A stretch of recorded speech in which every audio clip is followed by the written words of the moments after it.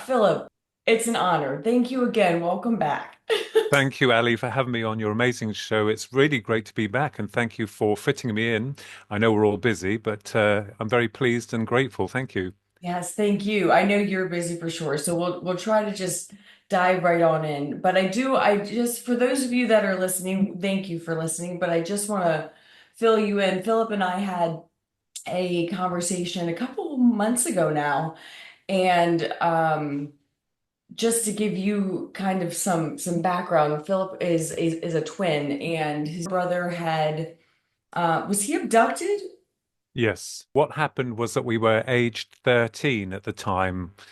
And then at age 20, I was abducted, and he had his in, was it 1982? And then I had mine in 1989. So when I thought when you guys were 13, I thought the two of you saw a craft with your grandmother. That's correct. That was correct. That was in the summer period of that year. And then subsequent to that, Ronnie then had his experience, as he calls it, his abduction within that year. And of course, Okay. 7 years later, I then in 1989, I had my abduction. They were two very different processes. I mean, Ronnie's was very much the doctors, and talking about our maternal grandmother, that happened in Feltham in Middlesex, and they had a very big house out there, and we used to spend all our holiday vacations with them. And that was when the silver orb that we call like the eye or the Foo Fighter, as they're probably known, came over to us in broad daylight, and that's something that's been registered. So we can't say for sure that that had some connection to Ronnie with his future abduction, although people have told us how it is and what it is. It's interesting anyway. But yes, that was a very strange event. And of course, what you'll find is that when you've had certain experiences, I mean, certainly not all of the time. I mean, the major ones that have happened, there's been a few of them, but I'm slowly going on to 60. So it's kind of like, there's in the grand scheme of time, there's not that many of them, but enough that really impacted you to the point where you realize that not all is what it seems and not what we're told by a system that we serve. So that led me then, of course, my experience in 1989, my abduction that was raw. And I remembered it all because I'm hard to hypnotize and regress.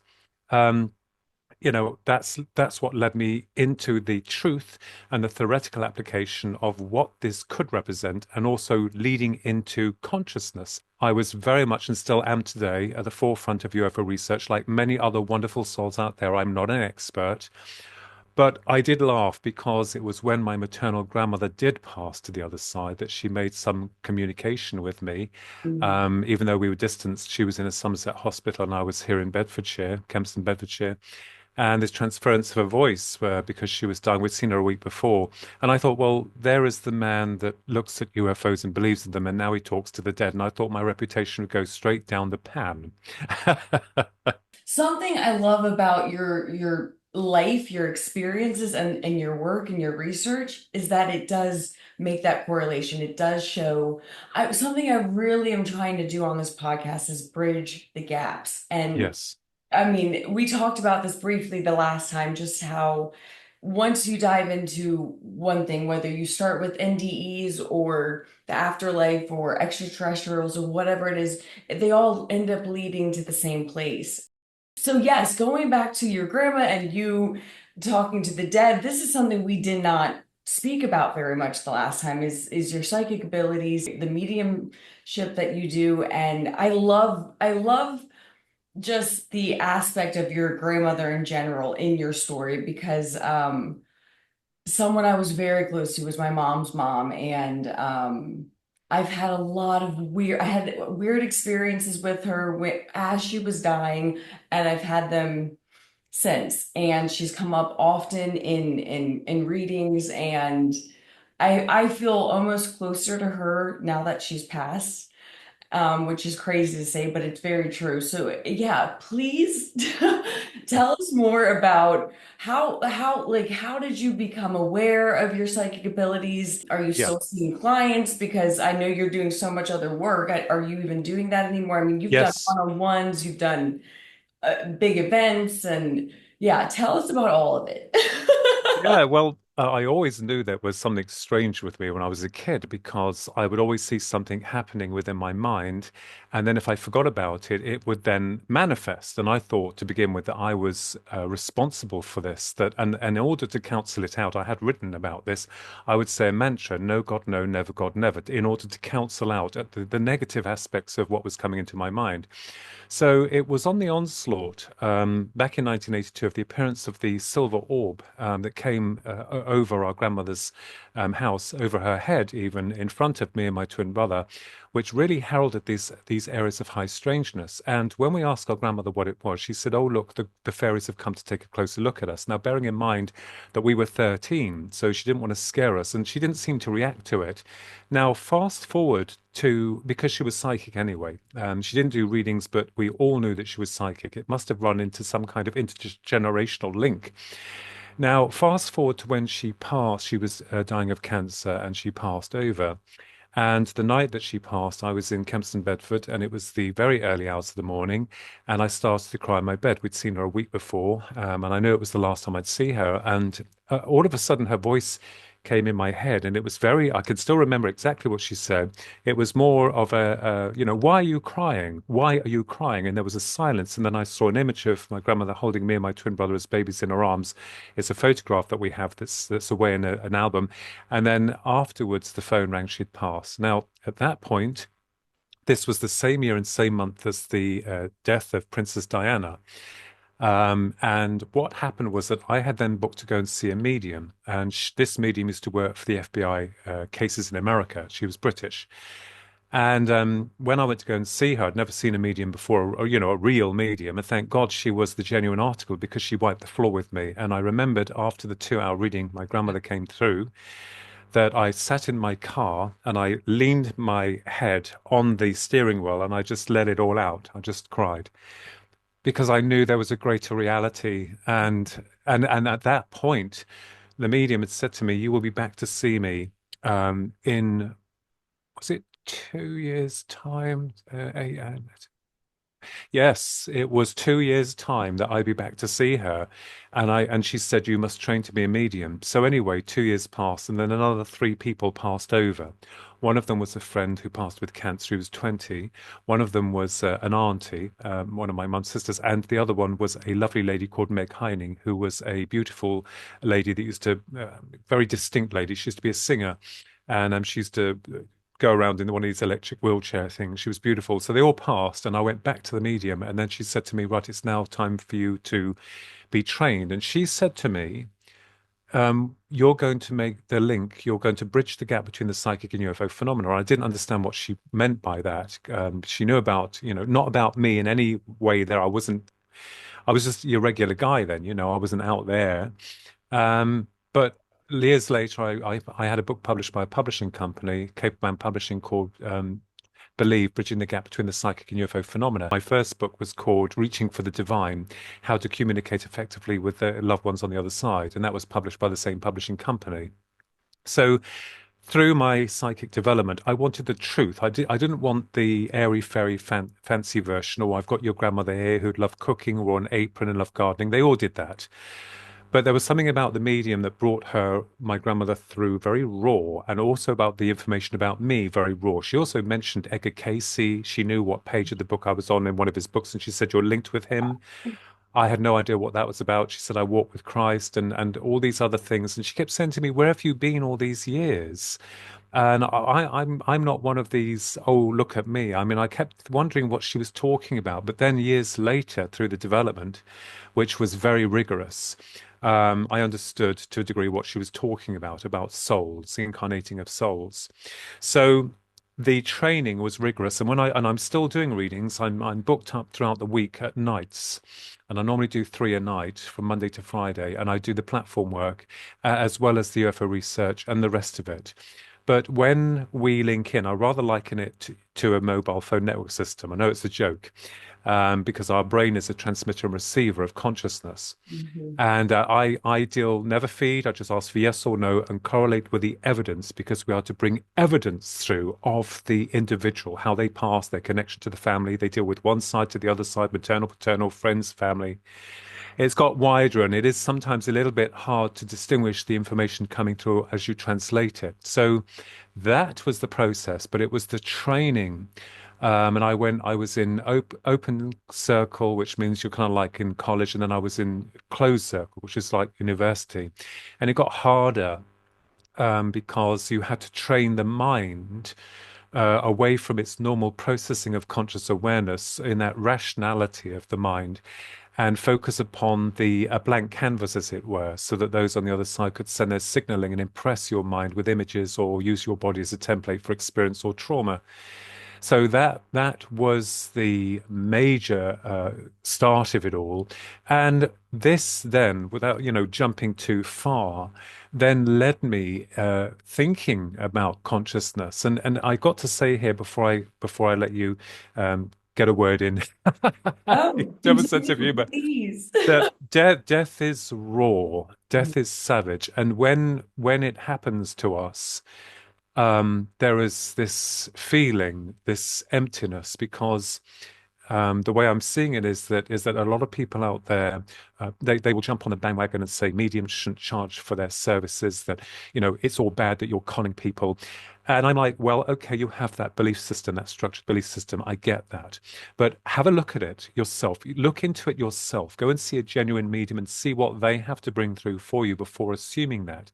And I always say to people, would you do a job without being paid for it? Oh, no, I wouldn't do that. Of course I wouldn't. Well, even Christ had to put food on the table, for goodness sake. But the process of death, I don't know what it was. I think that when we all lose someone that's very dear and near and dear to us, there is something within the human spirit that yearns for more understanding, that that there is more, that there is much more than the material realm. And sometimes being as sensitive as yourself and many other people, those who are open and aware, not gullible, thankfully, but open and aware, they want to reach out to understand more about what we are, what we represent, where we come from, our genesis, and not the Sunday school version that we've been led to believe, or the chaotic version from science. So this then led me into this area of great research. And I will say to you, I've seen spirit, as they call it, build up only on two occasions. It was magnificent, but there was no communication when this process occurred. So they're able to do it, but it's like, well, they don't do it often. Let's just put it that way. So it is a mystery, and we still are only touching the tip of the iceberg in terms of communication and understanding the translation or the processing of mind to mind communication, as it were. Okay, so a couple of things I want to unpack there. Um, I just want to clarify because this came up a couple of interviews ago.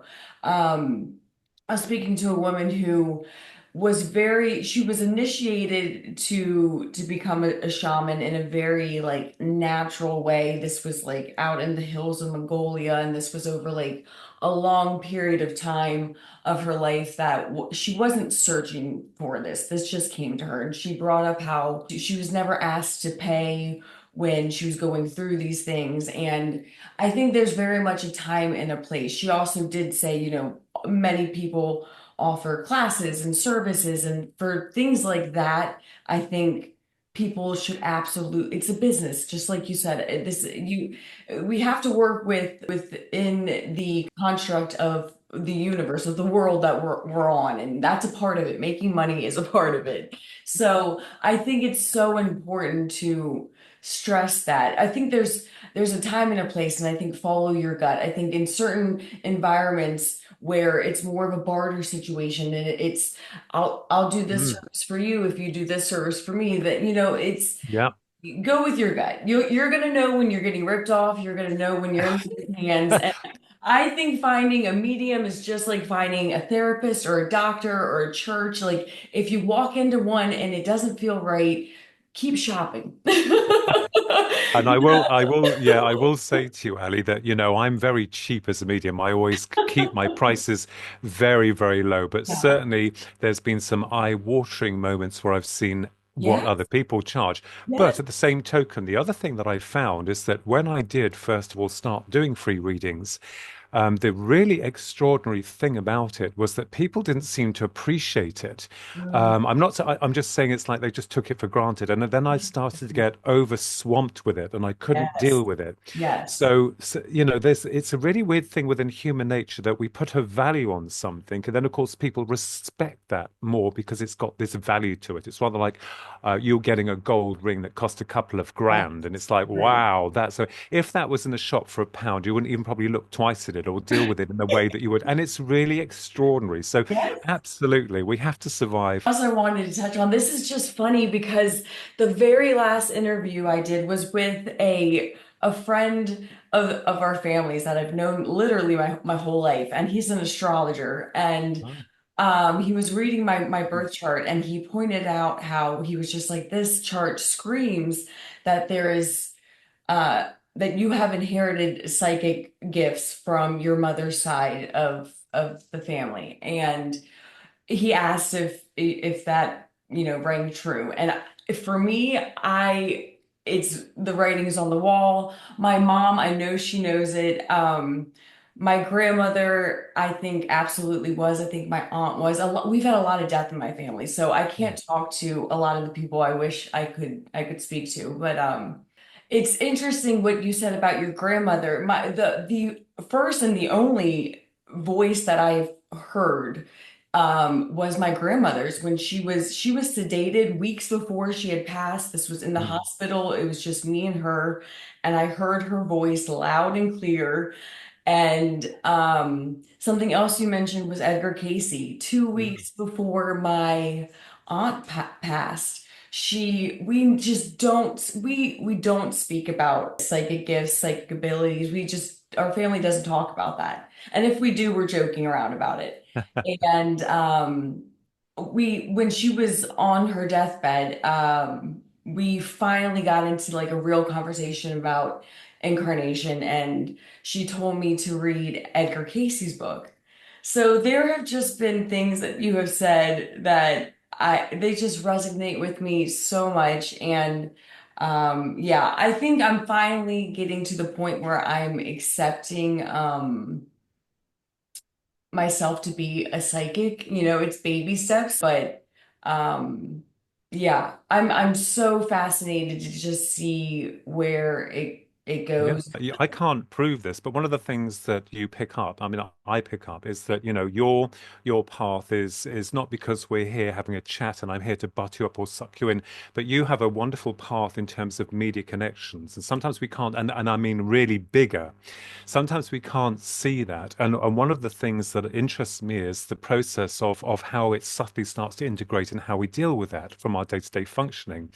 And then I think I've grown into my body. Although my body and I have divorced years ago, I will say that we have grown accustomed to one another, my soul, my spirit, and my body, to a degree. But it was hard, and I think trying to understand it and living in a world where people were so programmed into the material realm. But for me, it was a fascinating subject, and I wanted the truth. I didn't want the fairy tale version or the fakes or the frauds, and unfortunately, you get them everywhere. But I wanted the truth. And one of the things I find is that I always say to people, think of the brain, your human brain, which is merely just a transmitter. It's also a fascinating organ which controls the body, but it's also a transmitter for consciousness. And that a simple example is your mobile phone. You've got the hardware, and people think, oh, yeah, I've got my iPhone, look at this, or whatever, Samsung. And they think that's the phone. It isn't. The phone is actually the signal with a bit of energy. And that phone, with that signal, we can't see the signal and we don't know what information's carried in it until it hits the translator. And then the translator, the actual physical modulator, brings the information that we can understand. And the phone records, transmits, receives information as we do. And if your phone should die, and I was around when the first mobile phone started coming onto the market, you used to think that information would disappear. But now you can get a new device and suck that up, and that information is held in the cloud. And one of the things I will say is energy cannot be destroyed. You cannot destroy energy. And anything that's impressed upon that energy is then sent out into the ether or into the astral planes, as it were.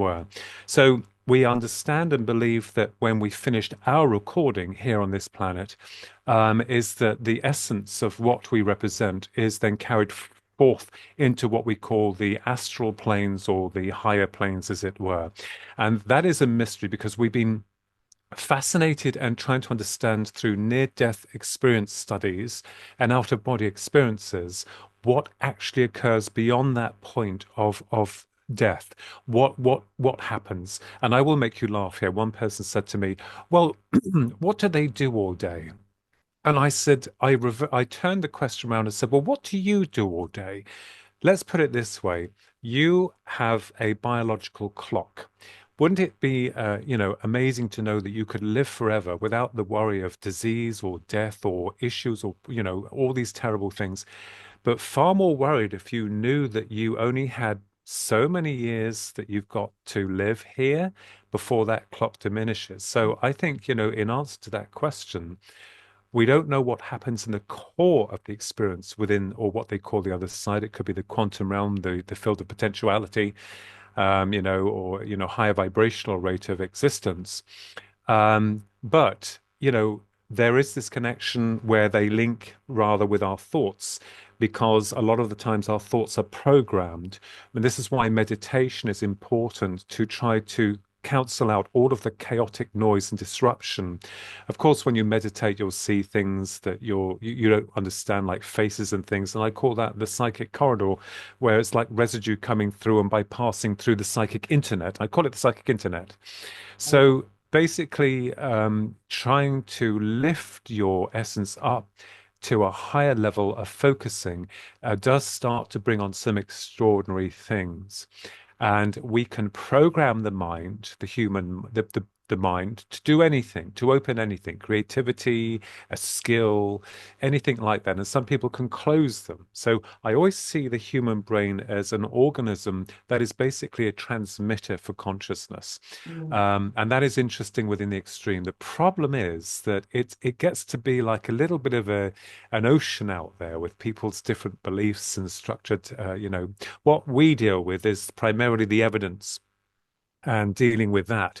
But there is the fascinating question of incarnation, reincarnation, and a lot of questions that I've been asking that most people just accept for face value, in terms of incarnation and reincarnation, that needs to be, addressed, as it were.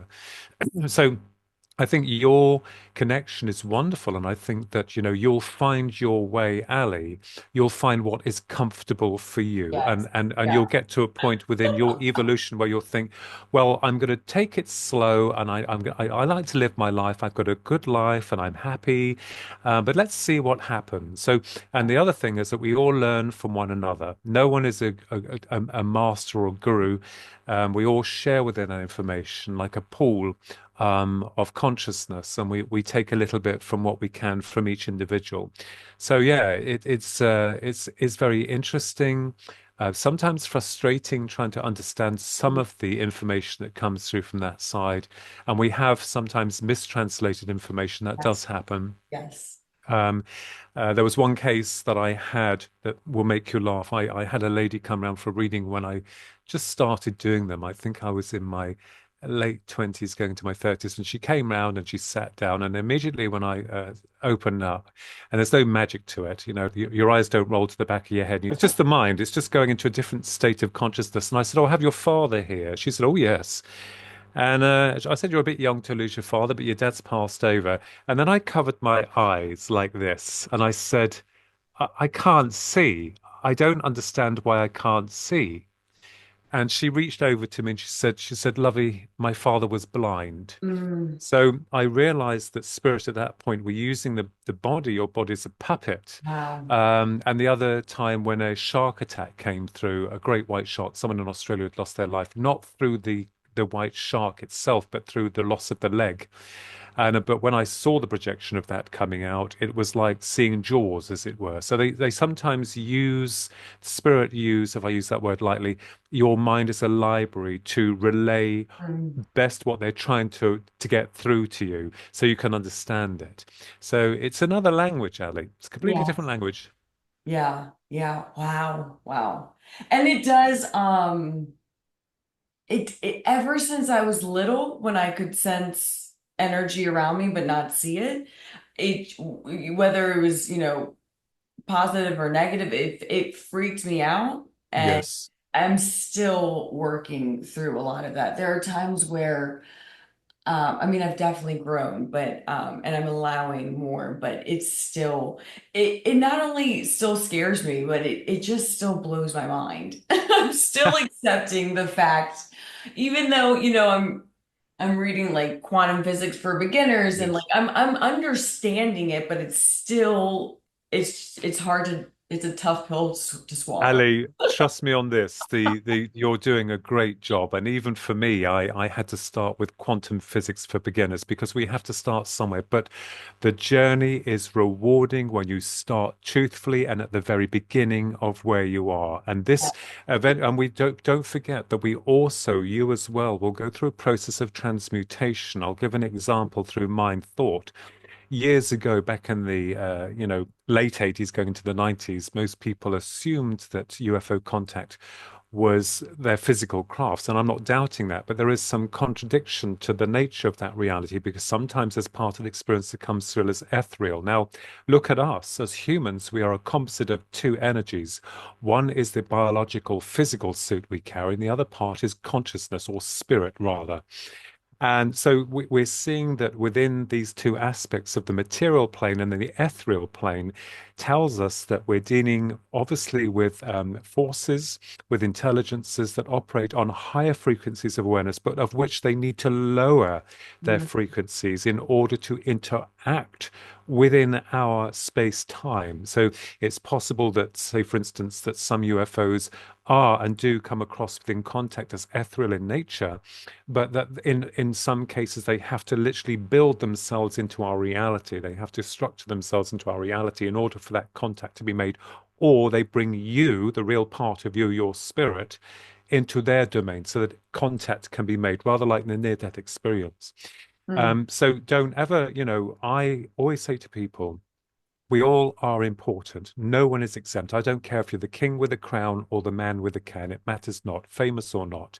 mm, We're all connected. The only problem is that dealing with the psychic component and being sensitive or empathic is very hard when you're dealing with a lot of negative energies within the world. And that can sometimes overpower you, especially when you are genuine. I mean, I'm not talking about, us getting angry because the shop worker talked to us rudely, or that some cars in the back of your boot as you're driving and, we yell. We're human. We have these qualities. They yeah. are what we are. But when we reach in to the real essence, the core that is a language that we cannot express in terms of love, of connection, that is a very deep Mm, feeling. So when I read for people, I normally have them sit down and I will explain to them how I work. I say to them, I don't feed. I just ask for a yes or no to confirm or deny, like being a court of law. I'll look around, away from them and around for them, and explaining to them that they communicate through visual and sensory connection. They are the components needed for the language necessary. So they use the body rather like a template. mm, They don't talk because they no longer have the larynx. That does make them laugh. And I say to them, I'm not a name thrower. Like, I know of John, Mary, Sue, Pete, Elizabeth, David, and it goes on. I know them all. Nokia, iPhone, Samsung, Vodafone, you get the picture. And people say, oh, I get it. And it's like, yeah, because guess what? Some people say, oh, I don't like the look of you, or I don't like the look of you, and I'm all. But if they only understood, mm, your mobile phones look all different, but they're operating on the same frequency. It's just being mm. impressed with different information. Yes. So it is quite interesting. And I think for you, it's exciting it is Ali, it's a language that is hard to explain because it comes with no words. We Mm, don't have, you've got to find it in your way, rather like when you start to learn to walk and you can't remember that, neither can I, or start to learn to talk. You may remember your first words. I don't know. I didn't. And so it's a progressive, movement forward. We do stumble, we fall, we sometimes fail. And that's a good thing because yeah.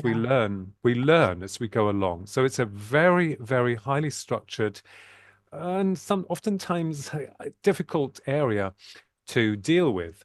So people label you as a psychic medium, or they say that Right. you're Right. clairvoyant, I and they mean, put a technically we label. all are. Yeah. Really. But you got to we got to just enjoy it, and we've got Yes. to through the Yes. journey we've got to laugh at ourselves sometimes because Yes. some people just Yes. take it too seriously. It's like, come Absolutely. on, just Yes. chill. That's another thing too. There's a huge part of me that like just doesn't need the label of that. You know, again, we all are psychic, whether we it's just a matter of how much you want to dive into it, really. We've been programmed, you see, by a system. Yes. Unfortunately, the system has programmed consciousness, and through, some form of conscious dissidence. If we go back in the day with witches, they weren't witches. They were just using their mind outside the box. They were demonstrating abilities that would frighten people. And of course, as we all know, the churches then set about making examples of those who would appear to be a threat to the overall centralized programming. Yeah. So, this is where all of this knowledge and awareness has disappeared because the system has taken control through fear and mental subjugation. That is, as we understand it. Yeah. So this is why they condemn anything that does not fit within their normal rational way of thinking, although they probably are aware that we, the human, the avatar, as I call it, is extremely psychic, very powerful, but that the system has shut our system down so that we are not able to get in touch here with a Yeah. lot of those abilities that we have. Yeah. Absolutely. I spoke about this in another interview a while ago, and I didn't do a good job of explaining myself. When Princess Diana died, I was only 11 and I knew very little about the royal family. But when she died, when 9/11 happened, and when COVID hit, all three of those times in real time, I was explaining in another interview just the way I was feeling, and the person on the other end said, "It sounds like you're very empathic," and that is something that yes, that's true. But I was trying to get at basically the narratives that we were being fed. Yes. All three of those stories, felt immediately in the moment that they weren't valid. And I had nothing to go off of except for feeling. Again, Princess, when she died, I was 11. I do know that there were children, a lot of children that had dreams or were drawing pictures of the train Yes. towers before it happened. So I almost feel like with Princess Diana, it was something like that. I was young and I was picking up something. But yeah, I knew right away in that moment, and I was trying to explain it to my mom at the time, and I just didn't have the words. So I'd Yes. love to hear just what you know and think about Well, that. first of all, on a theoretical level, yeah, on a theoretical level, timelines, future events that can be picked up in our time and our space, even though it hasn't yet happened. Now, my understanding before I answer that question, Ali, is that thought or an intention that is sent within the field or the field of consciousness, if there are many minds that are intent in creating this event or manifesting it, it is sent into the pool of the timeline. And of course, the more intent and the action that's held within it, it becomes nearer. Now, the night before 9/11, and I have written about this in one of my books called Guardians of the Dead that I published years ago. Um, the night before, I was arguing with Spirit about future events. How are we able to tell the future? And then, of course, what happened was that when I was getting ready to go to bed, the night before 9/11, I had three blasts in the solar plexus. I didn't see buildings collapsing. I didn't see people dying or falling from the towers. I just had these three blasts within the solar plexus that seemed to uh, give me this feeling of though all my cells had been scattered and blown away. Mm. And it was the most terrifying feeling I'd ever had. And I remembered the feeling somewhere, but couldn't place where I'd had that before. So anyway, the next day, I'm at work. My boss comes and gets me from the area where I was working and takes me into the canteen because I got on really well with my boss. He was a good man. And he said, Philip, look at this. And I said, what film are we watching? Philip, this is no film. And of course, three buildings, well, there were more than that that were affected, but three main buildings were brought down, the Twin Towers and of course the Pentagon, where a so-called plane or they think missile hit it. And interestingly enough, years later, I wondered about 9/11, and of course, being in touch with another researcher called Andrew Johnson here in England, who knows Dr. Judy Wood, who wrote a book called Where Did the Towers Go? A great big thick book. And she's a scientist. So she spent 10 years and she called it the crime scene. So whether or not there was some form of, she doesn't state this, but whether or not there was some form of weapons technology, perhaps a satellite that was disabling the atomic structure of those buildings. And then, of course, all this, but you'll get people saying, no, no, no, you're a conspiracy theorist. Now, Princess Diana. There's another author here in England, and talk about synchronicities. Years ago, when my grandparents lived in Somerset, my grandmother used to send me paper cuttings, and there was an author called John King, Jon King, and he wrote several books on UFOs, and one about the death of Princess Diana, which he considers was murder. And so the guy, John King in Somerset, that I've never met, I've spoken briefly to on Facebook. I bought his books, and because he brought out a UFO magazine then, and I was collecting them. So when Princess Diana died, he brought this book out, and allegedly he met with an American military official where the Glastonbury tour is, and this American military official told John King that a player, an important player on the stage of life, was going to be taken out. We're going to show you how powerful we are. And the meeting was addressed because of the UFO secrecy. Princess Diana had nothing to do with UFOs, but it's quite strange. Well, anyway, I didn't feel anything at all about that when she passed. But one of the things that I did realize was that it was pushed into your face over and over again. This is how it happened. And anyone that would inquire as to otherwise was immediately shut down or excommunicated, so to speak. And the same with COVID. I mean, what's this telling us? We are allowed to have an open mind. If there was nothing to these events, then people say, "Oh well, we just ignore them and just carry on as normal because people make up their own minds about things." But then the system, basically, what happens is comes in and tries to shut you down. And I know that happened really bad with COVID. So Princess Diana, when the crash occurred. Um, and allegedly the driver was supposed to be over the top intoxicated, yet the film footage of him leaving, going in the car, showed him to be perfectly normal. So there is a lot of controversy about this, and we have to be very careful. But of course, because of Princess Diana's, relationships with Al Fayed's son, and nothing wrong with that. She loved him and he loved her. But of course, it's possible. I don't think this would have come from the royal family itself. I think this would have come from another organization because there is a hierarchy within the royal families all across the world who govern all of them. So whether or not the murder had to be done off British soil, it could not be done on British soil. So it was done in France, in Paris. So the unfortunate events do tell us because a lot of people have looked into this and said, no, there's something very strange about this. And an ambulance that took her from the crash scene was seen out of one of their natural history museums, just sitting there for an hour with her body in it. So they don't know what they were doing. Whether or not she was pregnant with a child, this may have threatened the overall symbolism of the monarchy. We're not sure. But 9/11, changing now to 9/11, that certainly was an event that, because those towers literally, and it's no joke, no conspiracy. If you watch them, as Dr. Judy Wood has pointed out, you will see them turning to dust. They literally turn to dust. And she's a brilliant scientist. She's done a lot of research. No one wants to publish her book. No wonder why. Mm, There mm. we are. Yeah, So yeah. children were drawing pictures of planes going into buildings. I had the sensation those three blasts within the solar plexus were awful. I think a lot of people, because it was generated within the timeline, perhaps with a future event that was coming from wave into particle and then becoming a memory, because people say, I want the future. I want the future. Well, the future's now, Ali, and it's gone. Future's now, Ali, and now it's gone. It's a potentiality, particle, then it goes into a wave of memory.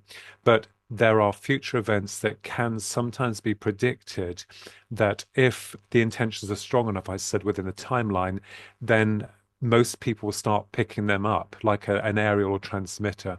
So it wouldn't surprise me. And it's fascinating that you also, as an aerial of psychic, interconnection, kind of like pinpointed those three areas. And I think most people would do the same, even those that aren't psychic, saying, hang on a minute, something's not quite right here. Yeah. Yes.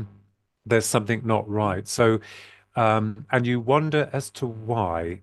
And I think this then leads into the darker aspects that we have been exploring of love and light. There are two aspects to us, positive and negative, and your belief structure, who and what you're about, and how you present yourself.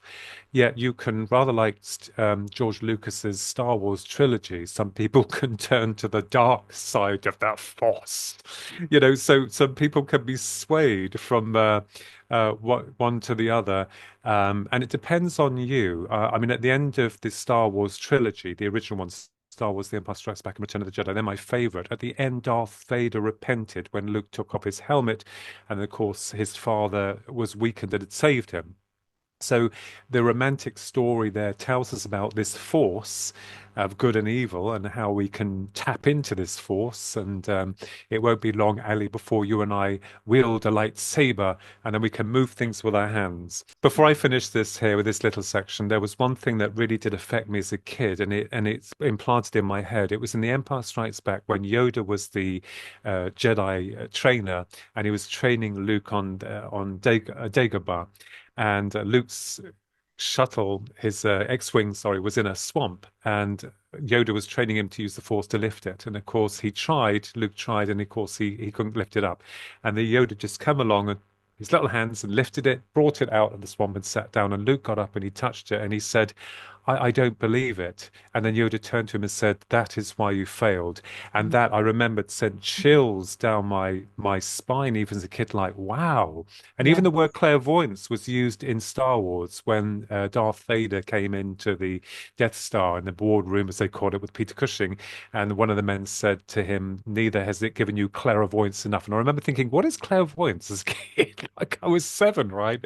Going Yeah. to 8. It's like, what is clairvoyance? So you can see these themes are generally integrated within the media cartel, which is wonderful. I think it's beautiful. Yes. Something I've heard you talk about before is Cocoon, and I was born in Ah, '85, and it's one of my favorite movies. So, Philip, I'm not kidding. I could literally talk to you about the most bizarre things for days. I've listened to you on several podcasts, and I'm just like, this, listening to you speak for like 5 minutes, like that alone, I, I could talk to you about that alone for a week. I mean, yeah. I will just say to you, Ali, about Cocoon, David Saperstein was the original author, and he yeah. wrote Cocoon, Metamorphosis, and Butterfly. But they made Cocoon into a movie, Hollywood movie, directed by Ron Howard. Now, and I'm not here that knows everyone, but my brother and I wrote to David Saperstein in 1985 when we got his book, and he sent us a copy of his other book some years later. But he endorsed David Saperstein, who is an American. He's a lovely man. He endorsed our book, The Ungodly Agenda. It's out of print now. It's a science fiction book called The Ungodly Agenda, and he endorsed that book for us. But that film was beautiful. His book is, the aliens are different. They're kind of like hummingbirds. They got beautiful, and of course the ship was a needle thing, and it was under the water. But he had some really great ideas, and I think you can have a lot of fun with fiction, where you can try and turn fact into fiction and twist it that way. But the film was beautiful. I think the ending, when the old folks are going up to the ship to give them immortality, it reminds me of what it may be like for us when we return home and we see, the ones we've loved waiting for us. I mean, that feeling of interconnection, it's beautiful. And I think there's a lot to be said. So I'm not name dropping, but I just had to say, wow, you mentioned David Saperstein, and of course, Yes. he had been instrumental with me and my brother. David has written many other books. I mean, it's not Cocoon Trilogy wasn't the first three, and I know that Disney wanted to create it into a TV series, but he didn't want to get involved with that because he wanted to, rather like Kenny Johnson, another one that my brother had, Creator V, the 10-hour miniseries, and of course the other programs like the Hulk. He's a lovely man, Kenny Johnson. He's from Your Great Country as well too, and he created V in 1985. And of course, Ronnie was allowed to use his images and stuff like that. He was very kind, and he is kind to all his fans. Let's put it that way. So these people, they are really wonderful. I mean, you get some who are not, that's fine. But those people, it's important that we have our heroes and our heroines in life because that helps you so much. Even if it's a family member or someone that's very well known, it's so wonderful to have that interconnection because it really inspires the spirit. It really gives you that magic, that motivation. It's rather like in America, the old, the son to dad, like dad's the hero. It's like, how wonderful is that to have that role model? And I think that is so, so important and something, unfortunately, that we're seeing being disabled Mm. within this time now. All of that is being chucked out. Honor, respect, that magic. But thankfully, individuals like ourselves try and keep that alive and keep it functioning. So, yeah, I have a life more than just UFOs and psychic phenomena. I've got a vested interest in the arts, in films, in books, in literature, and and music. It's wonderful. So, you've got to try and fill your life in with as much magic as you can, if possible. And some people laugh that line in Cocoon when he said, "You keep sucking on that oxygen, you'll be halfway towards their planet," or something like that. It's like, my husband said he saw an alien from outer space. He saw an alien from outer space. The film is beautiful, but it also, the Cocoon, the film, talks about age and, of course, getting to that part where they're questioning, mortality, and they're given this option to become immortal, as it were. So I love the film. It's one of my all-time favorites. And I've got the books. And of course, David Saperstein was very, very, very lovely. And we're still in touch with him now and again, every once a year, like say Happy Christmas or whatever. So he's a lovely man, and he's the film. Wow, was incredible. 1985. That's right. That's when it came out. That's when it released the book. You really have had a crazy life. Your journey is and Well, one for the books, clearly. Well, I've had to work hard for it, and there were a lot of pitfalls, there were a lot of disappointments. There was a lot that didn't work out in terms of projects in the past, children's projects like Magnus and Micromut, and things like that. But I never believed that I would be writing non-fiction books, and I never considered that I would be exploring the paranormal or within areas of ufology or cryptozoology, lightly touching upon that at the moment. I am not an expert, but we have certain theoretical models that we can work with or work towards. And that, of course, led to this because people have said to me, well, you've written Reaching for the Divine and you wrote Guardians of the Dead. Have you got another psychic book? And there's another one. I get confused with all the titles. It is The Eternal Avatar, and that is being released in July of this year by Rediginal Publishing, and Brandon Thomas has taken that under his wing, so we have more control over it. And I've co-authored that with a very dear good friend of mine, Chris John Mays, who is an author and a poet, a healer, and he's psychic, an amazing, incredible individual that really is in touch with the spiritual side. So he has helped because we thought, well, let's write a book because he's in London and I'm here in Bedford. And he read my Guardians of the Dead and he wanted to meet, and then we just like best friends. It's my bestest. So we said, let's write a book that talks about the spirit, the soul. What about the incarnation, reincarnation process? We try and look at this.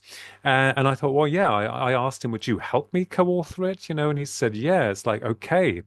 So the book that's coming out is The Eternal Avatar. It's coming out in all formats, and an audio as well a little bit later. But it deals with the question of incarnation, reincarnation, and also those varied beings, avatars, which is Hindu for, a master soul incarnating into our material realm. But I believe we've argued that we are all avatars. And interestingly, Thoth, the Egyptian deity, who was the scribe, and he was the god of the moon, and he was also uh, linked with other incarnations within the future and the past. But did you know that he didn't go through the normal process of reproduction? He was created and generated from light. And what's interesting is we discovered that scientists believe that light is vibration and energy, and that life can be created from light, because we're all an acknowledgement of that on a deeper level of the dual wave particle connection in quantum, but it's light that's vibration. So this book explores also about the system, the corrupt system, which has tried to, douse us, to subjugate our mental processing, and looking and telling the person how brilliant you are, how amazing you are, what you are capable of doing, and never forget your sovereignty that's linked with spirit. So that is that was a lot of hard work, but Mm, that will be out later this year. Yeah. incredible. I'm excited about that. You had mentioned that the last time we spoke, and you said that, you know, doing the research for it and writing it would, leave you with a headache often. I always say, how it all occurred is, extraordinary, with the start of it all, with me and my brother, and the writing, the illustrating, and stuff like that, and the disappointments, disheartments, the rejections from publishers. And then, working towards, what you believe and what you want to do. I mean, you don't get rich from it, but I enjoy it. It's not about the money. It's about enjoying it. It's feeling inspired and helping to find the truth. And of course, the commercial outlets is the only way to get a message through to the public, because otherwise it's going to be Chinese whispers and they're going to be changed before you know it. So I'm very glad and honored to be connected with many wonderful researchers and podcasters and research like yourself, and many, many. And I'm very humbled and very grateful. I never take anything for granted. And listen, Ali, I don't have all the answers. I Mm. can only ascertain most of what I'm talking about through personal experience and through research and formulating numerous theoretical models. To try and make sense of what we're dealing with, because we still don't know, right? The larger picture is still evades us. We can't kind of like understand that. Mm. But it's a good chase that we're giving it. So we're giving it a good run for its money. Yes. Something I would love to end with, if you don't mind, um, is just like the concept of anything being possible. Because I think we touched on this a little bit in the last one, but I just really want to drive that home because I feel like a lot of people feel like they're just up against so much right now. And at the end of the day, when I really sit back and just think about like the science behind the concept that anything is possible, it really like I just feel like we need to start looking at some of, and you are a perfect example of that. There are researchers, authors, scientists, there's plenty of people that are bridging gaps and all of that, but there really is a science behind the woo-woo. And I think that's important to talk about because like I feel like as kids we're told you can be anything, you can do anything, and that's a very real idea. And we lose that. And I think we really need to get back to that. Like that's just not just some, dreamer saying that. That's not just someone being overly optimistic. That's a real thing. Yeah, yep. So consciousness is the most powerful force in the entire universe. In fact, it is the psychic connection of all that is and ever will be. It's filtered through into a narrow field of conscious awareness, because when it comes through to us, we are restricted within our conscious abilities to a degree through the way that we've been programmed. Belief is so important. Belief shapes reality. Every single thing that you see around you and me has been created via the mind. There is nothing that is unattainable.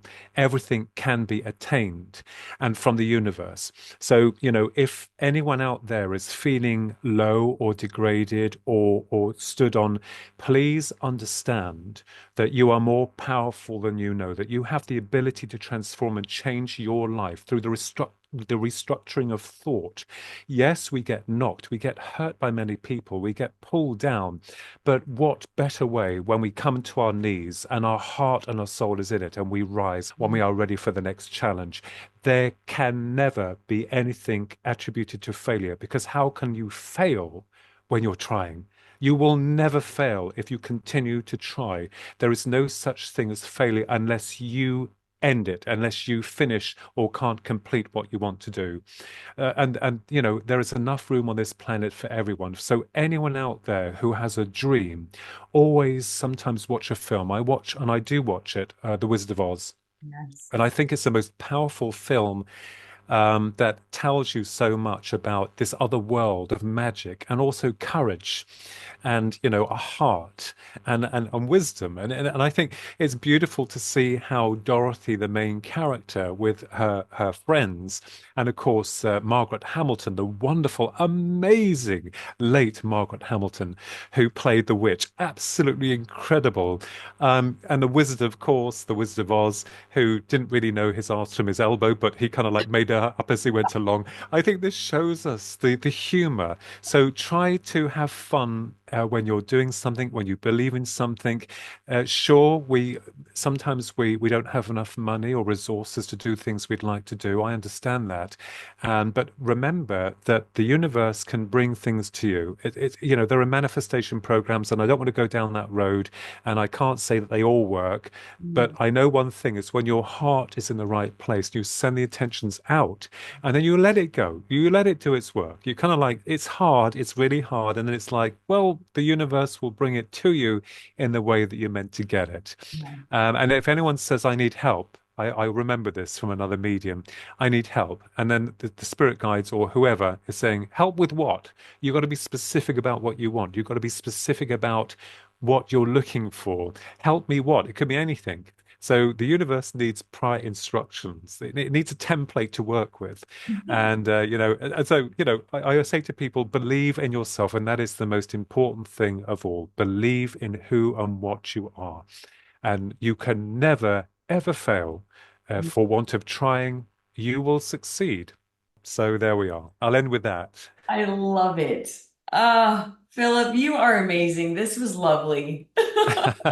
And it's been an honor, Ali, to link with you and to enjoy our chat. And Yeah. remember, you're just as important as I am, right? I mean, out there, we're all connected and we all learn from one another. You know, no one has all the answers. We're all kind of like, you know, Yes. groping around in the dark to trying to find those things that we're looking for.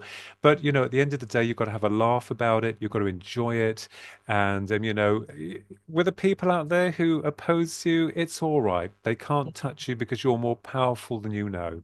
Absolutely. Absolutely. I love it.